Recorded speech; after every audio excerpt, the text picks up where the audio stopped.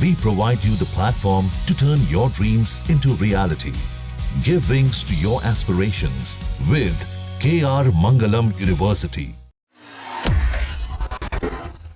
भारत पाकिस्तान तनाव के बीच लगातार कई सारी अपडेट्स आ रही हैं, जिसमें भारत में भले ही कांग्रेस पार्टी और बीजेपी के बीच में राजनीतिक तकरार देखने को मिल रही हो, लेकिन दूसरी ओर विदेश में भारत की ही तमाम वो पार्टियां जो देश में आपस में एक दूसरे के खिलाफ लड़ती हैं, एकजुट होती हुई नजर आ रही हैं। जहां पर ओवैसी जो हैं इस मामले पर जमकर बोल रहे हैं। ओवैसी के अलावा शशि थरूर भी वो नाम है जो इस मामले में काफी मुखर होकर भारत का पक्ष अंतर्राष्ट्रीय स्तर पर रख रहे हैं। अलग अलग देशों में जाकर पाकिस्तान की पोल भी खोल रहे हैं। लेकिन आपको बता दें कि इन सब के बीच खबर जो है वो कांग्रेस पार्टी से है, जहां पर अब तक उनकी पार्टी से शशि थरूर मुखर होकर केंद्र सरकार की तारीफ करते थे, लेकिन अब इस मामले में आनंद शर्मा का नाम भी शामिल हो गया है। आनंद शर्मा एक वरिष्ठ नेता हैं।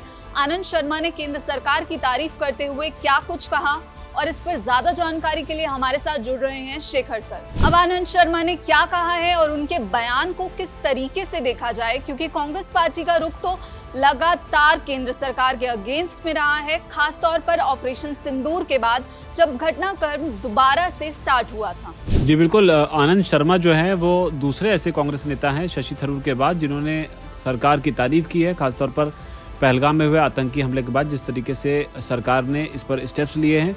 इससे पहले शशि थरूर जो हैं वो केंद्र सरकार के समर्थन में काफ़ी बोलते रहे हैं, जिसे लेकर कांग्रेस पार्टी की तरफ से उन्हें काफ़ी एक तरीके से विरोध का सामना करना पड़ा, लेकिन शशि थरूर जो है अपनी बात पर कायम रहे। इस बीच अब जो है दूसरे नेता जो है आनंद शर्मा, उनका नाम सामने आ रहा है। आनंद शर्मा जो है वो भी ऑल पार्टी डेलीगेशन जो तैयार किया गया है उसका हिस्सा हैं, और वो भी दौरा करेंगे साउथ अफ्रीका, इजिप्ट और कतर, यूथोपिया समेत देशों का।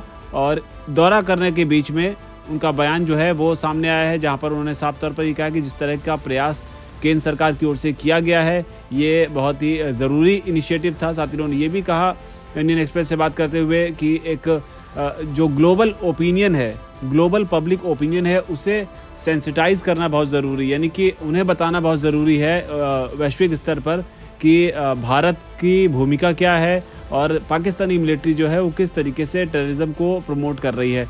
तो इस बारे में जानकारी देने के लिए सरकार ने जो मैकेनिज्म चुना है वो काबिल तारीफ़ है। हालांकि इस बीच ये भी बता दें कि कांग्रेस पार्टी हाल फिलहाल के दिनों में केंद्र सरकार पर बहुत ज़्यादा हमलावर है, अलग अलग मुद्दों को लेकर, जहां पर राहुल गांधी लगातार ये सवाल पूछ रहे हैं कि हमारे कितने विमान जो हैं इस पूरे संघर्ष में मार गिराए गए, वो सरकार बताए। और लोकतांत्रिक देश होने के नाते ये एक नैतिक जिम्मेदारी है कि देश के लोगों को ये बात बताई जाए। जबकि दूसरी ओर ये बात लगातार सरकार की तरफ से कही जा रही है कि इसे सेना खुद तय करेगी कब क्या कितना बताना है। सरकार जो है खासतौर पर बीजेपी जो है लगातार कांग्रेस पार्टी पर हमलावर है इस चीज़ को लेकर कि कांग्रेस पार्टी को इस चीज़ में दिलचस्पी नहीं है कि हमने उनके कितने मार गिराए विमान, बल्कि इस बात में दिलचस्पी है कि हमारे कितने विमान मारे गए हैं। और लगातार इस चीज़ को लेकर राहुल गांधी निशाने पर रहे हैं, जिसमें ये कहा जाता रहा है कि राहुल गांधी के जो बयान हैं, वो कांग्रेस पार्टी के नेताओं के जो बयान हैं वो पाकिस्तान के मीडिया चैनल्स में चल रहे हैं और कांग्रेस पार्टी जो है कहीं ना कहीं पाकिस्तान की भाषा बोल रही है। लेकिन इस बीच आनंद शर्मा जो कि वरिष्ठ नेता हैं उन्होंने भी केंद्र सरकार के इस इनिशिएटिव की काफ़ी तारीफ की है।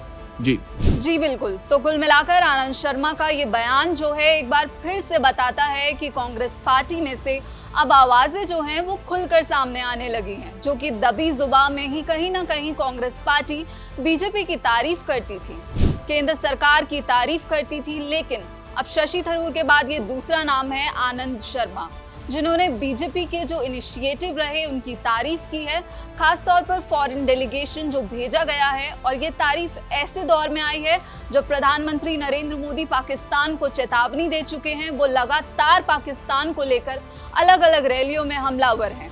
और कांग्रेस पार्टी जो है वो पीएम मोदी से सवाल पूछ रही है कि आप जो रोटी खाओ गोली खाओ जैसे बयान दे रहे हैं, इसका क्या मतलब है। कांग्रेस लगातार ऑपरेशन सिंदूर को लेकर पीएम मोदी पर हमलावर है। अब इस पर आपकी क्या राय है, हमें कमेंट बॉक्स में जरूर बताइए और ऐसी ही वीडियोस और खबरों के लिए जुड़े रहिए दैनिक जागरण के साथ।